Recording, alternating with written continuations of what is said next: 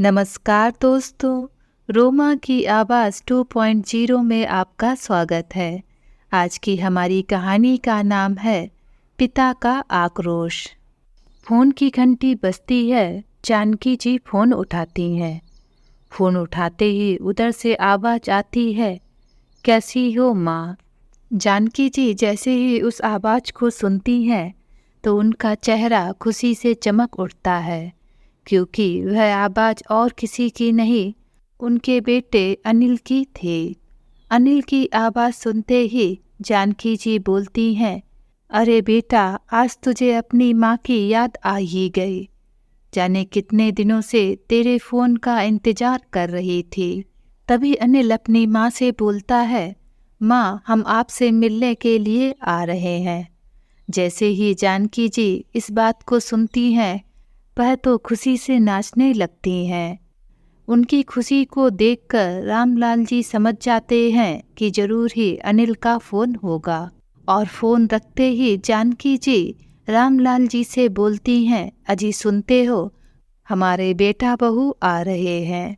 आज जाने कितने दिनों के बाद जानकी जी के चेहरे पर हंसी आई थी। आज जानकी जी के पैर तो जमीन पर ही नहीं रख रहे थे। जानकी जी खुशी खुशी अपने पड़ोस के सभी लोगों को बता देती हैं कि मेरे बेटा बहू आ रहे हैं और वो हम दोनों को अपने साथ ले जाएंगे। उनकी खुशी के कारण तो दिन ही नहीं कट रहे थे, लेकिन वह दिन भी आ गया जब उनके बेटे बहू आने वाले थे। तभी रामलाल जी जानकी जी को आवाज़ देते हैं, अरे कहाँ हो भाग्यवान, तुम्हारे बेटे अनिल का फ़ोन आया था। आज शाम को तुम्हारा लाडला बेटा और बहू अपने शहर से गाड़ी में चलेंगे और कल सुबह तक यहाँ पहुँच जाएंगे। रामलाल जी ने बड़ी खुशी से अपनी पत्नी जानकी जी से कहा। तब जानकी जी रामलाल जी से बोलती हैं, अरे आपने तो हद कर दी है, आप अभी तक यहीं खड़े हैं। आप बाजार जाकर कुछ सामान तो ले आइए, और हाँ, सामान लाने में ज़्यादा देर मत करिएगा, मुझे आज बहुत सी तैयारी करनी है। जानकी जी की बात सुनकर रामलाल जी मुस्कुराकर एक थैला उठाकर तुरंत ही बाजार से सामान लेने चले जाते हैं। रामलाल जी जो सरकारी नौकरी से रिटायर हो चुके हैं, उनकी 4 बेटियां और एक बेटा है। बेटा अनिल सबसे छोटा है। बेटे की चाह में 4-4 बेटियां हो गईं। वह जमाना भी ऐसा ही था जब लोगों की ये धारणा हुआ करती थी कि वंश आगे बढ़ाने के लिए एक बेटे का होना तो बहुत जरूरी होता है, भले ही बेटा पाने के चक्कर में कितनी ही बेटियां क्यों ना पैदा हो जाएं। परंतु रामलाल जी कभी अपनी बेटियों को बोझ नहीं समझते थे। उन्होंने अपने 5 बच्चों को पढ़ा लिखा कर काबिल इंसान बनाया। 4 बेटियों की शादी बहुत अच्छे घरों में की, और उनका बेटा अनिल भी एक बड़ी मल्टीनेशनल कंपनी में ऊंचे पद पर कार्यरत है और दिल्ली में ही अपनी पत्नी सुलेखा के साथ रहता है। बेटे बहू के आने की खुशी में अगले दिन जानकी जी सुबह सवेरे उठ गईं और अपने बेटे और बहू की पसंद का खाना तैयार करने में जुट गईं।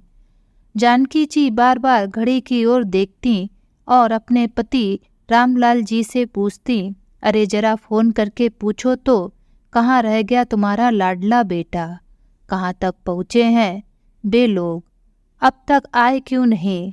इंतजार की घड़ियां काटे नहीं कट रही थीं। रह रहकर जानकी जी अपने पति से एक ही सवाल करती। तभी रामलाल जी बोले, अरे भगवान, थोड़ा सब्र रखा करो, आ जाएगा तुम्हारा बेटा और तुम 2 घड़ी चैन से बैठ जाओ। सुबह से तरह तरह के पकवान बनाए जा रही हो। फिर जानकी जी बोली, अरे बेटे की पसंद का खाना बनाया है आज, देखना खाना खाते ही मेरा बेटा बहुत खुश हो जाएगा। पूरे 1 साल बाद जो आ रहा है, खूब प्यार लुटाऊंगी अपने बेटे बहू पर, 1 साल का पूरा हिसाब लूंगी आज। फिर रामलाल जी बोले, अरे जानकी, वह बेचारा भी क्या करे, उसका काम ही कुछ ऐसा है, सुबह 9 बजे से रात 8 बजे तक की ड्यूटी उसे ऑफिस में ही देनी पड़ती है। कैसे समय दे पाएगा हमें, इसलिए तो 1 साल के बाद आ रहा है। फिर जानकी जी बोली, फ़ोन पर तो अनिल ने कहा था कि इस बार हमें भी अपने साथ ही बड़े शहर ले जाएगा, और वैसे भी अब अकेले नहीं रहा जाता। बच्चों के बिना तो यह घर काटने को दौड़ता है। अरे जानकी, यह क्या कर रही हो? जानकी जी को बैग में कपड़े रखते देख रामलाल जी ने पूछा। तो जानकी जी बोली, अरे हम दोनों के कपड़े बैग में भरकर रख रहे हैं। भूल गए, हमारा बेटा अनिल कह रहा था कि वह लोग तो यहाँ केवल 2 दिन के लिए ही रहेंगे। अब वो आएंगे तो मैं रसोई घर में उनके मनपसंद पकवान भी तो बनाऊंगी ना। फिर हमें कहाँ समय मिल पाएगा पैकिंग करने का। फिर रामलाल जी ने कहा, तुम भी हद करती हो भगवान, बेटे से पूछा भी नहीं और तुमने कपड़ों की पैकिंग भी कर ली। कम से कम उनके आने तक तो रुक जाती। फिर अगर वह लोग हमें अपने साथ लेकर जाना चाहते हों तो पैकिंग करने में समय ही कितना लगता है। फिर जानकी जी बोली, आप भी कैसी बातें करते हैं? क्या आपको अपने बच्चों पर विश्वास नहीं है? जब मेरे बेटे ने पहले ही कह दिया था कि वह इस बार हमें साथ लेकर जाएगा, तो भला बार बार इस बात को दोहराने से क्या फ़ायदा। अब इस उम्र में अपने माता पिता को अकेला थोड़े ही ना छोड़ेंगे मेरे बेटा बहू। मुझे अपनी परवरिश पर पूरा विश्वास है। अभी यह बातें चल ही रही थी कि जानकी जी ने अपने बेटे की गाड़ी के आने की आवाज़ सुनी। जानकी जी और रामलाल जी बड़े उत्साह के साथ अपने बेटे बहू का स्वागत करने के लिए दरवाजे पर पहुँचे, परंतु दोनों माता पिता यह देखकर हैरान थे कि ना तो उनके बेटे ने और ना ही बहू ने उनके पांव छुए, और दोनों अंदर चले आए। रामलाल जी हैरानी से अपनी पत्नी जानकी की ओर देखने लगे। तब जानकी जी चेहरे पर फीकी सी मुस्कान लिए कहने लगीं, अरे तो क्या हुआ, दूर से आए हैं ना, बेचारे बहुत थक गए होंगे, शायद इसीलिए पैर छूना भी भूल गए। फिर हम तो उनके अपने हैं, अपनों के साथ कैसी औपचारिकता। ऐसा कहते हुए जानकी जी अंदर आ गईं। अब अनिल और सुलेखा फ्रेश होकर बाहर आए तो जानकी जी ने जल्दी से उनके लिए खाने की टेबल पर तरह तरह के पकवान सजा दिए। जैसे ही अनिल खाना खाने लगा तो खाना देखकर उसने मुंह बना लिया और गुस्से से भोजन की थाली दूर हटाते हुए बोला, ये क्या माँ, इतना ऑयली खाना बनाया है, ऐसा खाना भी आजकल कोई खाता है क्या। तभी उनकी बहू सुलेखा बोली, माँ जी मैं तो वैसे भी डाइटिंग पर हूँ, तो मुझसे तो यह खाना नहीं खाया जाएगा। ऐसा कहते हुए सुलेखा ने सलाद उठाई और खाने लगी। यह देखकर जानकी जी के चेहरे पर उदासी छा गई। तभी रामलाल जी बोले, बेटा तुम्हारी माँ सुबह से एक पैर पर खड़ी है और इतने प्यार से तुम्हारे लिए तरह तरह के पकवान बनाने में जुटी हुई है, और तुम ऐसी बातें कर रहे हो। जब तुम छोटे थे तो अपनी माँ के हाथ का यही खाना तुम उंगलियां चाट चाट कर खाते थे। तभी जानकी जी बोली, छोड़िए ना, दोपहर को मैं बच्चों के लिए हल्का फुल्का खाना ही बना दूंगी। फिर थोड़ी देर बाद सब लोग एक साथ बैठे और आपस में बातचीत की। फिर अनिल और सुलेखा अपने कमरे में आराम करने के लिए चले गए। शाम को जानकी जी सभी के लिए चाय बनाकर ले आईं। तभी उनके बेटे अनिल की नज़र कमरे में रखे हुए बैग पर पड़ी। तो अनिल बोला, माँ पिताजी यह बैग यहाँ क्यों रखे हैं, आप लोग कहीं घूमने जा रहे हैं क्या। बेटे की बात सुनकर जानकी जी हैरान होते हुए बोलीं, अरे तू यह भी भूल गया, इस बार तो तू मुझे और अपने पिताजी को अपने साथ ले जाने वाला था ना, इसीलिए मैंने बैग्स पहले ही पैक करके रख लिए हैं। उसी समय अनिल हड़बड़ाते हुए बोला, माँ अभी कुछ दिनों पहले तो हमने नया फ्लैट लिया है, उस फ्लैट में अभी काम भी बाकी है, पूरे घर में सामान फैला हुआ है, उथल पुथल मची हुई है। ऐसे में हम आप लोगों को वहाँ कैसे रखेंगे?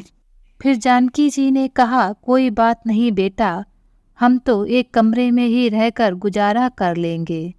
फिर अपनी सासू माँ की बात सुनकर सुलेखा बोली, माँ जी आपको तो पता है हमारी तो इतनी इनकम भी नहीं है कि हम कुक और मेड लगा सकें। ऐसे में मैं आप लोगों के खाना पीने का ध्यान नहीं रख पाऊंगी। हम दोनों तो कुछ भी खाकर गुजारा कर लेते हैं, लेकिन आपके लिए तो रोटी सब्जी सब कुछ बनाना पड़ेगा। यह सुनकर जानकी जी हैरान रह गईं। तभी अनिल ने अपने पिताजी से कहा, पिताजी आप ही समझाइए ना माँ को, हम लोग खुद वहाँ सेट नहीं हुए हैं। ऐसे में आप लोगों को वहाँ ले जाकर हम आपको परेशान नहीं करना चाहते। तभी जानकी जी की आंखों में आंसू आ गए और बोली, बेटा वह बात यह है कि मेरा तुम लोगों के बिना दिल नहीं लगता। तेरी चारों बहनें तो अपने अपने घर में रच बस गई हैं और खाली घर मुझे काटने को दौड़ता है। हम दोनों तो बस तुम लोगों के साथ रहना चाहते हैं। अपनी माँ की बात सुनकर अनिल और सुलेखा ने कोई प्रतिक्रिया नहीं दी। थोड़ी देर में सुलेखा अपने कमरे में गई और अनिल से बोली, तुम्हारी माँ तो हमारे पीछे ही पड़ गई हैं हमारे साथ चलने के लिए। लेकिन मेरी एक बात कान खोलकर सुन लो, मुझसे उनकी सेवा चाकरी नहीं होगी। तुम तो जानते हो कि वहाँ अकेले हमारी लाइफ कितनी अच्छी चल रही है। मुझे अपनी स्वतंत्रता बहुत प्यारी है, लेकिन तुम्हारी माँ और पिताजी वहाँ आकर मेरे हर काम में टोका टाकी करेंगे, हमारी ज़िंदगी में इंटरफेयर करेंगे और मुझे यह सब कतई बर्दाश्त नहीं होगा। तभी अनिल बोला, तुम चिंता मत करो, हम लोगों का इतना खर्चा है, हमसे हमारे खुद के शौक ही पूरे हो जाएं, वही बहुत बड़ी बात है। अब इन लोगों को अपने साथ ले जाकर मैं अपना खर्चा नहीं बढ़ाऊंगा। तुम बिल्कुल चिंता मत करो, मैं सब संभाल लूँगा। दरअसल बड़े शहर में अनिल और सुलेखा आज़ाद ज़िंदगी जी रहे थे, जिसमें वह कोई खलल डालना नहीं चाहते थे।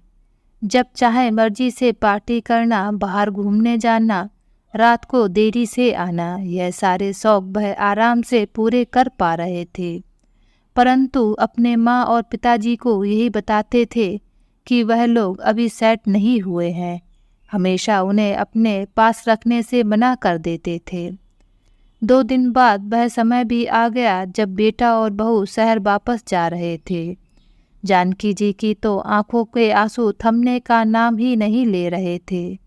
अपनी माँ को रोते हुए देख अनिल बोला, माँ चिंता मत करो, जब हम लोग अच्छी तरह सेट हो जाएंगे तब आपको भी ले जाएंगे। फिर जानकी जी बोली, बेटा मैंने तो कपड़े का बैग भी तैयार करके रखा था और मैं उम्मीद लगाकर बैठी थी कि इस बार तुम हम दोनों को अपने साथ लेकर जाओगे। हम दोनों को यहाँ तुम्हारी बहुत याद आती है। उसी समय अनिल अपनी माँ की बात को काटते हुए बोला, माँ अब जाने भी दो हमें, यह क्या जाते वक्त आपने रोना धोना लगा रखा है। उसी समय सुलेखा ने कहा, हाँ माँ आप लोग शांति से यहीं रहो, वैसे भी शहरी जीवन आप लोगों के लायक नहीं है। इतना कहकर वे दोनों गाड़ी में बैठ गए। तभी जानकी जी ने उसका हाथ पकड़ा तो उसने तुरंत ही उनका हाथ हटाया और अपने से दूर झटक दिया। गाड़ी का दरवाज़ा तेजी से बंद किया और बेटे ने भी माँ से पीछा छुड़ाने के लिए गाड़ी तेजी से चला दी। इधर जानकी जी रोती बिलखती रह गईं। उधर वहाँ गाड़ी में बैठी हुई सुलेखा कहने लगी, जान बची तो लाखों पाए, वरना इस बार तो तुम्हारी माँ मुझे छोड़ ही नहीं रही थी। तभी अनिल ने कहा, मैंने तो यहाँ आकर ही गलती कर दी। रामलाल जी सारा मामला तभी समझ चुके थे जब उनके दोनों बेटा बहू उन्हें ले जाने से आनाकानी कर रहे थे। बस नहीं समझी थी तो जानकी जी। आज अपने बेटे बहू के व्यवहार से उनके दिल को बहुत आघात पहुंचा था, परंतु माँ थी ना, इसलिए यह बात समझने को तैयार ही नहीं थी कि उनका बेटा अब उनका नहीं रहा। थोड़ी देर बाद जानकी जी अपने पति से बोली, सुनिए जी, घर बिल्कुल खाली खाली लग रहा है। आज मुझे बिल्कुल भी अच्छा नहीं लग रहा।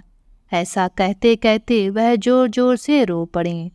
रामलाल जी कहना चाहते थे कि जानकी, अब हमारा बेटा हमारा नहीं रहा, वह बहुत बदल चुका है। वे दोनों हम बूढ़ों को अपने साथ रखना नहीं चाहते, परंतु वे जानकी जी का दिल तोड़ना नहीं चाहते थे, इसलिए चुप रहकर लगातार उन्हें देखते रहे। जानकी जी अब खोई खोई सी रहने लगी थीं। खाना भी सही तरीके से नहीं खाती थीं। उनके चेहरे की झुर्रियाँ और अधिक गहरी हो चुकी थीं। रामलाल जी ने जानकी जी को समझाने की बहुत कोशिश की, परंतु उनकी आंखों पर तो अपने बेटे और बहू के मुंह की पट्टी बंधी हुई थी। जानकी जी अब बीमार रहने लगी थीं। बेटे बहू के फ़ोन का इंतज़ार करती रहती, परंतु बहुत दिनों तक इंतज़ार करते करते जब उनका एक बार भी फ़ोन नहीं आया तो खुद ही उन्हें फ़ोन कर बैठीं। अनिल ने हमेशा की तरह बिजी होने का नाटक किया। उसने फ़ोन तो उठाया और बोला, मैं आपसे बाद में बात करता हूँ। इतना कहकर उसने फ़ोन काट दिया। एक दिन जब जानकी जी अपने बरामदे में बैठी हुई थीं तो बाहर से उन्हें एक आवाज़ सुनाई दी, साड़ियाँ ले लो साड़ियाँ। जानकी जी ने नज़र उठाकर देखा तो एक वृद्ध महिला जो करीब 60-62 वर्ष की होगी, वह साड़ियाँ बेच रही थी। उनके चेहरे पर लगातार एक मुस्कुराहट फैली हुई थी। उन्हें देखकर ऐसे लग रहा था कि वह अपनी ज़िंदगी से बहुत खुश हैं। उनके व्यक्तित्व से जानकी जी बहुत प्रभावित हुईं। उन्होंने उस वृद्ध महिला को बुलाया और साड़ियाँ देखने लगी। तभी जानकी जी ने कहा, आप इस उम्र में भी घर घर जाकर साड़ियाँ बेच रही हैं, क्या आपका इस दुनिया में कोई नहीं है? तब वह वृद्ध महिला पहले तो हंसने लगी और फिर बोली, अरे नहीं बहन, तुम जानकर हैरान रह जाओगी कि मेरे 5-5 बेटे हैं, परंतु पांचों ही शहर में रहते हैं। उन्हें बड़ा किया, पढ़ाया लिखाया, शहर में जब उनकी नौकरी लग गई तो उनकी शादियां भी कर दें। मेरे पोता पोती भी हैं। सब लोग अपने अपने घर में बहुत खुश हैं, लेकिन अब पांचों में से किसी के घर में मेरे लिए कोई जगह नहीं है। पति का साथ तो जवानी में ही छूट गया था। उस समय कुछ पैसा भी नहीं होता था मेरे पास, लेकिन अपने बच्चों को तो पालना था ना, इसीलिए सिलाई बुनाई का काम शुरू कर दिया था। शुरू में तो बहुत मुश्किलें आई थीं, लेकिन उसके बाद एक फैक्ट्री में सिलाई मजदूर की जगह पर मुझे काम मिल गया। फिर आमदनी भी थोड़ी अच्छी हो गई और पांचों बेटों की पढ़ाई लिखाई में कोई रुकावट नहीं आई। मैंने अपनी सारी ममता अपने बच्चों के भविष्य को उज्जवल करने में लगा दी, यह सोचकर कि बुढ़ापे में यही बेटे मेरा सहारा बनेंगे। लेकिन मुझे कहाँ मालूम था कि यह दिन भी देखना पड़ेगा। ऐसे नालायक बेटों पर आश्रित रहने से बेहतर है तो अपने खुद के दम पर जीना। अब तो मैंने अपना छोटा सा व्यवसाय भी शुरू कर दिया। घर घर साड़ियाँ बेचने जाती हूँ तो मेरा खर्चा तो निकल ही जाता है, और 4 लोगों से मिलकर थोड़ा हंस बतिया भी लेती हूँ तो दिल को सुकून भी मिल जाता है। सच बोलूं तो आत्मनिर्भरता का भी अपना एक मज़ा होता है। काम करने की कोई उम्र नहीं होती। उस वृद्ध महिला की बातें जानकी जी के दिल पर लग गईं। वे सोचने लगीं कि मेरे भी बेटे बहू ने शहर वापस जाकर मुझे फ़ोन तक नहीं किया, जबकि वे लोग मुझे यहाँ देख कर गए थे कि मेरा उन लोगों के जाने के कारण रो रो कर बुरा हाल था। मुझसे बेहतर तो यह वृद्ध महिला है जो स्वार्थी बेटों को याद करके रोने की बजाय उन्हें भुलाकर अपना जीवन यापन कर रही हैं। बस उसी क्षण जानकी जी ने भी अपनी जिंदगी के लिए एक फैसला ले लिया कि अब वह अपने बेटे और बहू के लिए आंसू नहीं बहाएंगी, जिन्हें उनकी बिल्कुल भी चिंता नहीं है। जब रामलाल जी घर लौटे तो देखा कि जानकी जी आज उनकी पसंद का खाना बना रही थीं। आज जानकी जी बहुत खुश नज़र आ रही थी। घर का ऐसा माहौल देखकर रामलाल जी अपनी पत्नी से पूछने लगे, क्या बात है जानकी, आज तो बहुत खुश नज़र आ रही हो। तभी जानकी जी ने कहा, जी हाँ, आज मैंने कुछ फैसला किया है, मैं अपना खुद का व्यवसाय शुरू करना चाहती हूँ। जानकी जी की यह बात सुनकर रामलाल जी थोड़े हैरान हुए और बोले कि इस उम्र में व्यवसाय करने का ख्याल तुम्हारे मन में कैसे आया। फिर जानकी जी ने कहा, अजी छोड़िए, अभी उम्र है ही कितनी मेरी। ऐसा कहते हुए जानकी जी हंसने लगे और फिर उन्होंने घर पर साड़ी बेचने आई वृद्ध महिला के बारे में रामलाल जी को बताया। तभी रामलाल जी बोले, जानकी, यह बात मैं तो बहुत पहले ही समझ चुका था, लेकिन तुम्हें देरी से समझ में आई। तुम ही अपने बेटे के मुंह में फंसी हुई थी। खैर, देर आए दुरुस्त आए, ऐसा कहकर रामलाल जी बोले, अच्छा यह बताओ मेरे लिए क्या हुक्म है। फिर जानकी जी ने कहा, मैं सिलाई कढ़ाई का काम करना चाहती हूँ। आप तो जानते हैं कि सिलाई कढ़ाई का मुझे कितना शौक है और इस काम में मैं निपुण भी हूँ, तो इसलिए अब मैं यही काम शुरू करना चाहती हूँ। इसलिए मुझे कुछ कपड़े खरीदने हैं। जानकी जी की बात मानकर रामलाल जी उन्हें अपने साथ बाजार ले गए और वे दोनों अच्छी क्वालिटी के कपड़े खरीद कर ले आए। यहाँ जानकी जी ने सिलाई कढ़ाई करके अपने हुनर को अपना हथियार बना लिया। लोगों को उनका काम बहुत पसंद आने लगा और धीरे धीरे उनका व्यापार जोरों शोरों से चलने लगा और उनका काम इतना बढ़ गया कि उन्हें अपनी मदद के लिए 2 और लड़कियों को भी रखना पड़ा। जानकी जी बहुत खुशी से अपना सारा काम करती जा रही थी। अब वह अपने व्यापार में इतनी व्यस्त हो गई थी कि उन्हें अपने बेटे बहू को याद करने का थोड़ा सा भी समय नहीं था। वहाँ दिल्ली में एक रोज़ जब अनिल अपने घर लौटा तो अपनी पत्नी से बोला, अरे यार, यहाँ 9 से 8 की नौकरी करते करते तो थक गया हूँ और महीने की वही थोड़ी बहुत सैलरी, अब तो इसमें गुजारा भी नहीं होता। तब सुलेखा बोली, आपने तो मेरी मुंह की बात छीन ली। मैं भी कब से आपको यही कहने की सोच रही थी कि मेरा इस थोड़े से पैसे में गुजारा नहीं होता। मेरे अपने भी शौक हैं, घर का खर्च करने में ही सारे पैसे खत्म हो जाते हैं। फिर अनिल ने कहा, मैं सोच रहा हूँ कि कोई अच्छा सा बिजनेस शुरू किया जाए जिससे मेरी आमदनी बढ़ सके। अनिल की यह बात सुनकर सुलेखा खुशी से उछल पड़ी। हाँ, यह अच्छा आइडिया है। फिर अनिल ने कहा, आइडिया तो अच्छा है, लेकिन क्या बिजनेस शुरू करने में कोई परेशानी है? सुलेखा ने पूछा तो अनिल बोला, बिजनेस शुरू करने के लिए बहुत पैसा चाहिए होगा, वह पैसा कहाँ से लाएंगे? तभी सुलेखा बोली, अरे आपके माँ पिताजी का इतना बड़ा मकान है, वह मकान आखिर कब काम आएगा? उस घर को बेच देते हैं और उससे जो पैसा आएगा उससे हम लोग एक नया बिजनेस शुरू कर सकते हैं।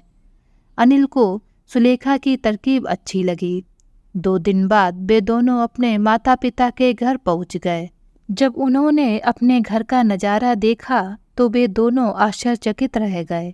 उनका घर एक बुटीक में तब्दील हो चुका था और उनकी माँ जानकी जी अपने काम में व्यस्त थीं। उन्हें खुशी खुशी इस तरह काम करते देखा तो उनकी बहू सुलेखा बोली, जब हम लोग यहाँ से निकले थे तो तुम्हारी माँ ऐसे रो रही थी जैसे हमारे बिना तो मर ही जाएंगी, और यहाँ देखो इन्होंने तो अपना नया कारोबार जमा लिया।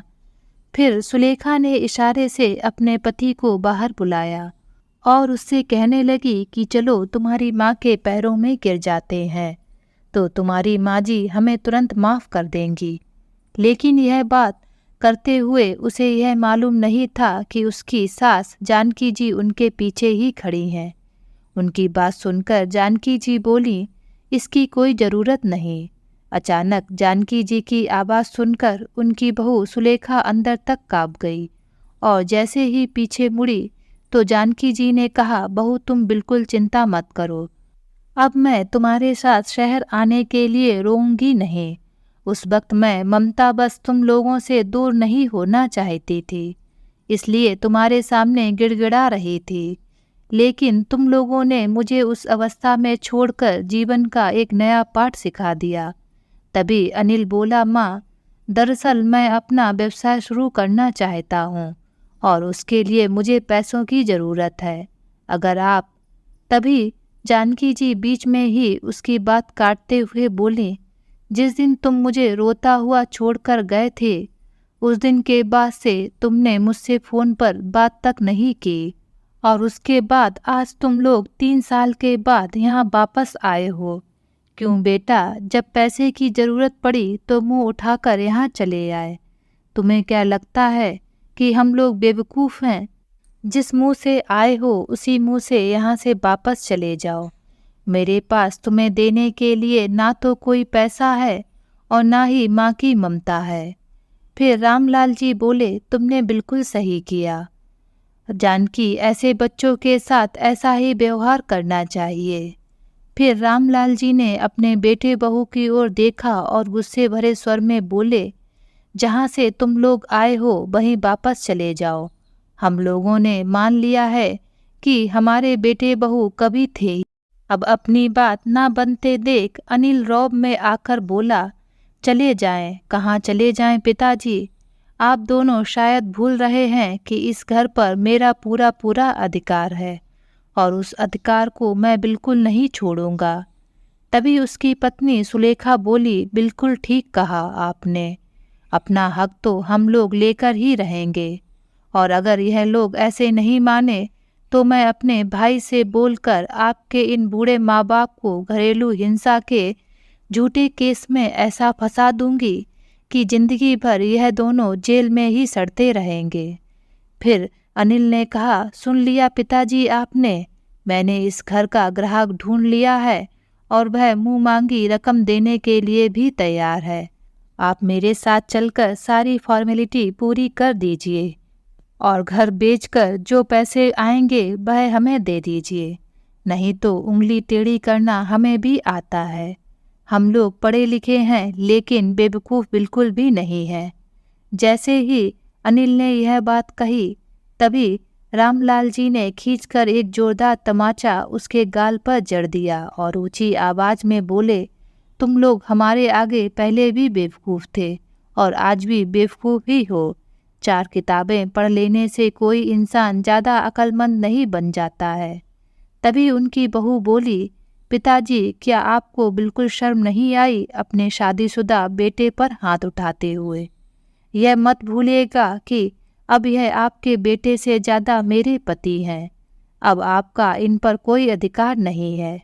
उसी समय एक झन्नाटेदार तमाचा सुलेखा के गाल पर पड़ा। जानकी जी ने आज पहली बार किसी पर हाथ उठाया था और अपनी पत्नी के साहस को देखकर रामलाल जी की आंखों में जैसे एक चमक आ गई। उसी समय जानकी जी गुस्से से बोली, जब हमारा तुम लोगों पर कोई अधिकार ही नहीं रहा तो फिर किस मुंह से यहाँ अपना हक मांगने चले आए? नहीं मिलेगी तुम्हें एक फूटी कौड़ी भी। अब जाओ, जाकर कहीं भीख मांगो या कुछ भी करो, लेकिन यहाँ से तुम्हें एक पैसा भी नहीं मिलेगा।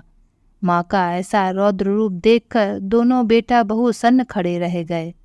तभी रामलाल जी सुलेखा से बोले, और क्या कह रही थी तुम बहू कि आज तुम अपने भाई को बुला लोगी? आज तो तुम उसे बुला ही लो। खैर छोड़ो, तुम क्यों तकलीफ करती हो, यह काम मैं ही किए देता हूँ।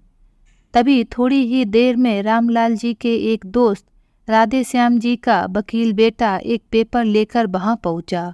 उसके साथ में 2 पुलिस वाले भी थे। पुलिस को सामने देखकर उनकी बहू सुलेखा की आंखें फटी की फटी रह गईं।